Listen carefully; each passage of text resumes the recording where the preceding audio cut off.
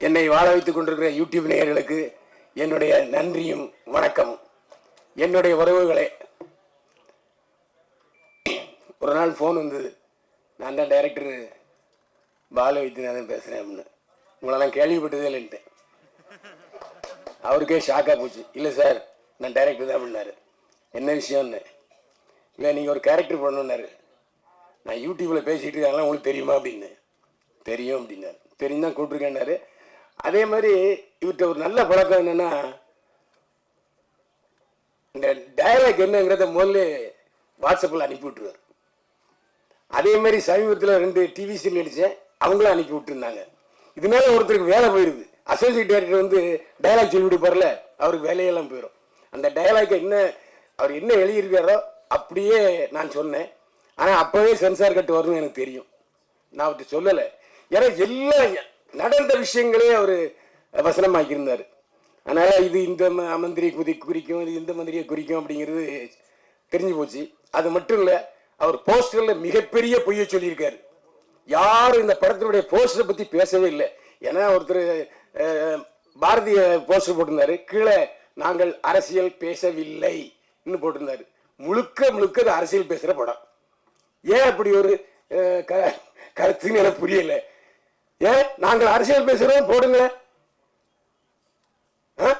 எதுக்குன்னா, நீங்க அவ்வளவு துணிச்சலா நாட்டில் உள்ள நடப்புகள், ஆளுங்கட்சியா இருந்தாலும் எதிர்கட்சியா இருந்தாலும் சரி, மாநில அரசா இருந்தாலும் சரி, மத்திய அரசா இருந்தாலும் சரி தாக்குறீங்க. நாங்கள் ஏன் அரசியல் முழுக்க முழுக்க அரசியல் பேசி விட்டு நாங்கள் அரசியல் பேசவில்லை என்று சொல்றீங்க. இதுல எனக்கு முன்னால ஒருத்தர் இதுல என்னை பற்றி நீங்க பேசவே இல்லைன்னாரு. நான் இன்னைக்கு அவரை பற்றி நல்ல தகவல் சொல்லியிருந்தேன். ஜியாவை பத்தி எனக்கு சொந்தக்காரர் அவரு. இல்ல, இன்னொரு விஷயம் இருக்கு. அவர் ஒரு அரசியல் கட்சிக்கு பொதுச் செயலாளர். அது உங்களுக்கு தெரியுமா? யாருக்காவது தெரியுமா? அதான். ஏன் விளைக்கிங்களா?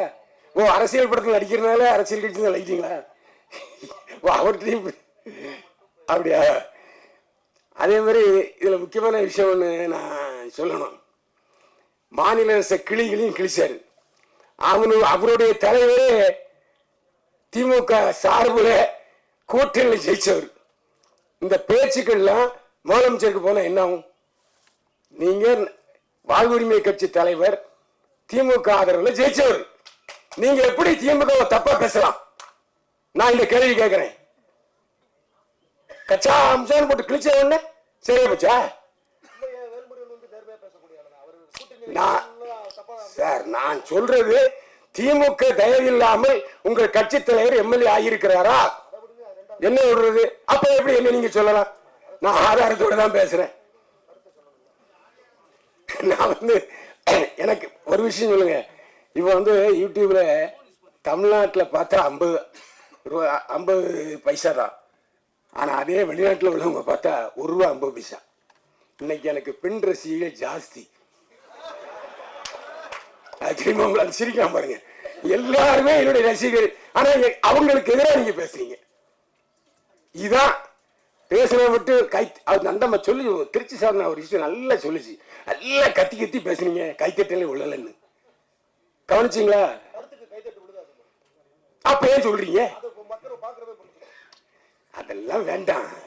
நாம இப்ப இன்னைக்கு கண்டென்ட் சொல்றதுங்கிறது தான் நான் வந்து பேசிக்கிட்டு இருக்கேன், தவிர வேற ஒன்றும் இல்லை. ஏன்னா என்னுடைய நண்பர்கள் எப்பவுமே இன்னைக்கு ஏன் கடைசியில் பேசி வச்சாங்கிறது கூட அதுதான் ஒரு காரணம். எல்லோருக்கும் நீங்களே உங்க கட்சி பேர் வாழ் உரிமை கட்சி.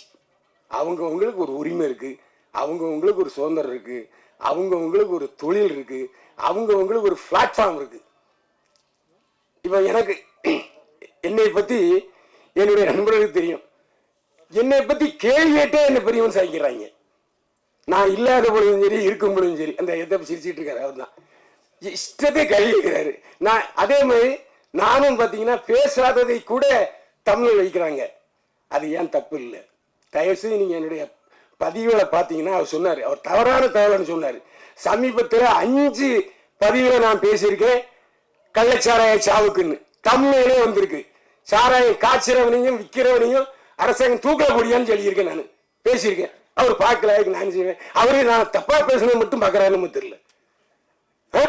எப்படி அவர் சொல்லலாம்? நான் 5 விஷயம் போட்டிருக்கேன். அரசியல்காரங்கிற சேனலில் போய் பாருங்க, எல்லாம் 1 லேக் மேலே போயிருக்கு. சாராயங்கால் இன்னைக்கு இன்னைக்கு நீங்கள் அரசியல் பேசணும், நானும் அரசியல் பேசுவேன். இன்னைக்கு ஏன் கல் இறக்கிறத அனுமதிக்க மாட்டீங்க? எல்லா மத ஆலைகளையும் வச்சிருக்கிறது ஆளுங்கட்சியும் எதிர்கட்சியும். எப்படி அவங்க வந்து விடுவாங்க? யாரும் கொஞ்சம் வாங்க வரீங்களா? அப்படின்னா அது அரசியலாயிரும். இதுக்கு நான் சொல்ல வரேன்னு சொன்னா, என்னுடைய பதிவுகள் 20% மட்டும் பார்த்து விட்டு விமர்சிக்கிற இதே ஆட்கள் 100% பாருங்க. நான் சொல்றேன், அரசியல்களுடன் சேனல்ல 4 பதிவு போட்டுங்க, 2 லட்சம் போயிருக்கு. எல்லாமே அரசை விமர்சித்து தான், ஆளுங்கட்சி மட்டுமல்ல எதிர்கட்சியும் சேர்த்து விமர்சிச்சிருக்கிறேன். இன்னைக்கு கூட பேசிட்டு வந்திருக்கேன். அதே மாதிரி இன்னைக்கு யூடியூப்ல அதிகமான வியர்ஸ் யாருக்கு இருக்காங்க தெரியுமா? ஒரு ரகசியம், சீமானுக்கு தாங்க அதிகமாக வியர்ஸ் இருக்காங்க. சீமானுக்கு தான் சீமானை பத்தி பேசினா மட்டும்தான் 4 லட்சம் 5 லட்சம் எகிருது. அது மட்டும் இல்ல, வெளிநாட்டில் உள்ள தமிழர்கள் எல்லோரும் விழுந்து விழுந்து பார்க்கிறார்கள். நாமளும் தமிழக கட்சி சீமானை பத்தி பேசினா அவரு பேசினா. ஏன்னா பார்க்கிறவங்களுடைய டேஸ்டே வேற. பார்க்கிறவங்களுடைய டேஸ்டுக்கு நாம அட்ஜஸ்ட் பண்ணி தான் சிலர் போக வேண்டி இருக்கு. இந்த அட்ஜஸ்ட்மெண்ட்டுங்கிற வார்த்தையை தப்பா நினைச்சுக்கிறாங்க. எல்லாருக்கும் அட்ஜஸ்ட்மெண்ட் இருக்கு. உடனே நீங்க தப்பா நினைச்சு கூட இந்த அட்ஜஸ்ட்மெண்ட்டுங்கிற வார்த்தையை. எனக்கு நேரம் ரொம்ப அதிகமாக நான் பேச நினைக்கிறேன். இந்த அதே மாதிரி ஜீவா ஒரு வார்த்தை சொன்னார், காசே தர மாட்டேங்கிறாங்க நடிச்சா அப்படின்ட்டு. யாரை சொல்றாரு எனக்கு தெரியல. விளக்கு இது விதி விளக்கு பால் வைத்தினான்னு சொல்லணும். அவரு ஜீவானந்த் என்ன சொல்றாரு, விழுந்து கரெக்டா ஷூட்டிங் முடிஞ்சு எல்லாருக்கும் பைசா டான்டான்னு நடிச்சார். உண்மையில எனக்கும் கொடுத்தார். பேசின தொகையை கரெக்டா கொடுத்தாரு, எந்த சந்தேகமே இல்லை. நான் ஜீவா மாதிரிலாம் பேச மாட்டேன். என்ன ஏன்னா அவர் பாதிக்கப்பட்டது நல்லா தெரிஞ்சது. ஹீரோன்னு சொல்லி ஏமாத்தி விட்டாருங்கிறாரு அவரு. உண்மை இல்லையா? என்கிட்ட கதையே சொல்லல என்னாரு. எவ்வளவு அழகா ஒரு நடன காட்சி வச்சு விட்டுது, அதையும் பிடிக்கிட்டாரு ஐயா. அருமையா பேசுறீங்க நீங்க. இந்த விழாவில் மிகச்சிற நாதத்தை, அதாவது நீங்க வந்து ஔவையார் மாதிரி இல்லாட்டி தொல்காப்பியர் மாதிரி எழுதிட்டீங்க. நான் உரை சொல்லிட்டேன், அதான் உண்மை. இதுக்கு டைரக்டர் பள்ளி சொல்லுவாருன்னு நினைக்கிறேன். அது மட்டும் இல்லை, நானும் மற்ற சில விஷயங்களை ஓப்பனா பேசுறேன். ஏன்னா என்னுடைய காரில் தான் நான் போயிருந்தேன். என்னுடைய கார் தான் அந்த அரசியல்வாதி கேரக்டரில் நடித்தது. அந்த அரசியல்வாதி கேரக்டர்லையும் ஒரு இழுத்து விடாமல் பார்ப்பார். கமா போட்டால் அந்த கமா போடணும். அந்த மாதிரிலாம் ரொம்ப ஸ்ட்ரிக்டான ஒரு டைரக்டரை பார்த்து இப்போ தான் பார்த்தேன். என்னைய ஒரு எழுத்த கூட மாற்ற விட மாட்டாரு, சாவடிச்சிட்டார் உண்மையிலே.